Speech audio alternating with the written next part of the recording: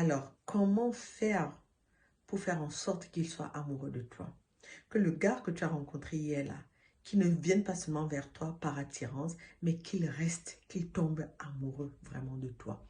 Parce que généralement, les femmes, elles ont besoin de 2 jours pour tomber amoureuses. Vraiment 2 jours. Surtout quand le gars, il est bien. Quand elle a toujours rêvé d'un gars comme lui là. Tout de suite, elle tombe amoureuse. Alors que lui, il a toujours besoin de temps. Un homme, quand il vient vers toi, c'est d'abord beaucoup plus par attirance. Et c'est par la suite, par rapport à ce qui se passe, c'est ça qui fait qu'il s'attache à toi. Maintenant, qu'est-ce que tu dois faire?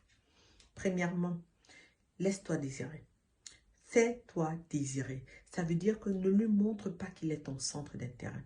Montre-lui qu'avant lui, tu respirais et après lui, tu vas respirer. Tu dois rester un mystère. Ça veut dire que tu emballes le gars. Tu séduis le gars. Tu l'emballes, tu malaxes sa tête. Et quand il est déjà in, tu commences à prendre du recul. Le fuis-moi, je te suis, c'est ça. Tu prends du recul. Pas que quand il va t'appeler, tu es en train de faire à manger, tu vas laisser la marmite brûler et tu vas courir, tu vas te casser le pied parce qu'il faut que tu décroches son appel. Ou alors dès qu'il t'a écrit, il t'a envoyé un message, tout de suite tu réponds. Non, tu dois prendre du temps. Tu dois prendre du temps. Ça ne veut pas dire que tu vas le mépriser, non. S'il t'invite par exemple à manger, il te dit après le boulot, est-ce qu'on pourra aller manger? Tu lui dis non. Vraiment, j'ai prévu quelque chose ce soir, mais est-ce qu'on ne pourrait pas le faire peut-être dans 3 jours? Par exemple, tu lui dis non, mais tu lui fais une proposition. Ça, en fait, c'est toi qui dois tenir les rênes, pas lui. C'est toi qui dois tenir les rênes. Donc, fais-toi désirer.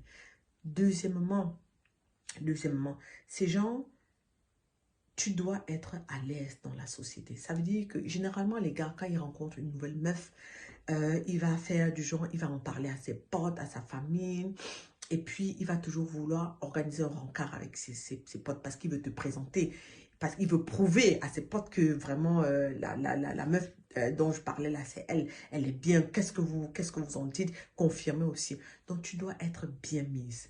Ne porte pas tes petites culottes, tes jupes qui laissent toutes les cuisses dehors là. Ou alors, les seins sont dehors là. Tu dis que tu vas le séduire. Non, non, non, non, non. Il va tout de suite te classer.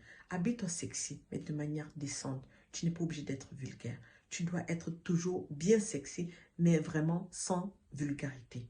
Montre-lui que tu sais te mettre, que tu peux être aussi sexy, mais en restant respectueuse. Et quand tu es avec ses potes, sois sympa. Ta manière d'être, ta manière de te poser, ta manière même de parler. Parce que laisse-moi te dire qu'avec ça, le parler, ta voix, ça séduit un homme. La voix séduit un homme. Ta manière de parler, d'être gentil, d'être sympa. Le gars va voir que ces potes-là, ils sont en train de t'admirer, ils sont en train de t'apprécier. Et ça va susciter en lui un peu de jalousie. Ça va réveiller en lui un peu de jalousie. Le gars va dire, oh, l'affaire là, mes gars, si je laisse ça, les gars peuvent ramasser, ils peuvent récupérer. Donc, il va chercher maintenant à te protéger et à te mettre vraiment à ses côtés.